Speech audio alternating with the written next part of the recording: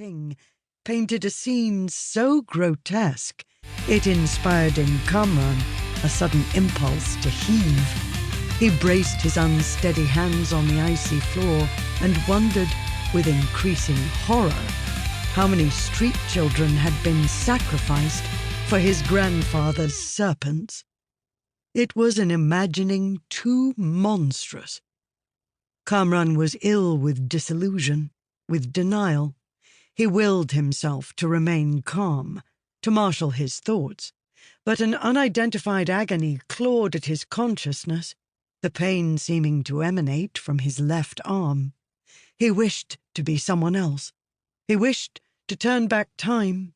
Above all, he wished, without a mote of hyperbole, that Cyrus had been allowed to kill him. The whispers of their heretofore silent audience had been growing steadily in the interlude, and now built to an alarming crescendo, the din awaking in Kamran years of training and awareness.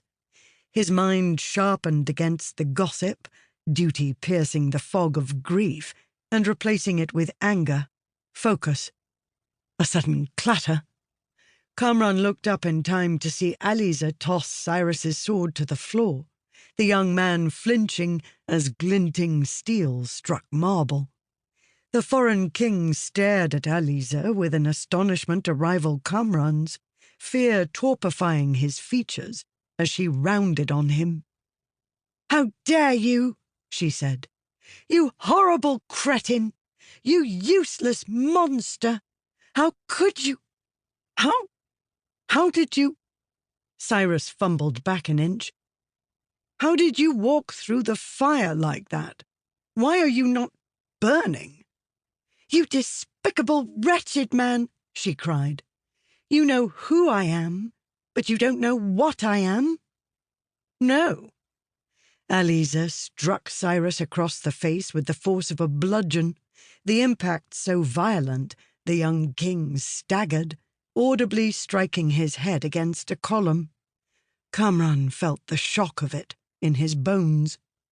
He knew he should rejoice in this moment, knew he should celebrate Alizeh's actions against the depraved royal, but his mind would not submit to relief, for the scene unraveling before him did not align with reason.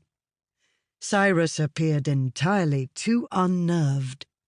The trepidation in his eyes, his astonishment at her approach, the blind steps he took backward as she advanced, it made no sense. Alizeh had insisted to Kamran but moments ago that she did not know the Southern king, yet Cyrus, who'd more than proven his ruthlessness, displayed every sign of alarm in her presence. If they were truly strangers, why would he cower now at the unarmed advance of a girl he did not know? She'd tossed his sword to the floor, insulted him repeatedly, and slapped him in the face. And the young king, who'd minutes ago buried a blade in Zal's heart, hadn't so much as lifted a hand in his own defense. He'd only stood there and stared at her, and all but allowed her to strike him. Almost as if he feared her. Kamran dared not breathe, as a terrifying suspicion dawned in his mind, the thought provoking in him a spasm so acute he thought his chest might crater. From the first, Kamran had been mystified by Alizeh's transformation at the ball. In a matter of hours, her injuries had miraculously healed. She'd discarded the iconic snudder of her servant's uniform, and her drab work dress had been replaced by an extravagant gown no maid could ever afford. And still he'd denied the truth, so desperate was he to absolve her of artifice. Finally, he understood. He had been deceived. His eyes flickered again to the fallen figure of his grandfather. King Zal had tried to warn him. He'd begged Kamran to see how Alizeh was tethered to the prophecy, to the end of Zal's life, and only now that his grandfather was dead did Kamran understand the magnitude of his own folly. Every foolish word he'd spoken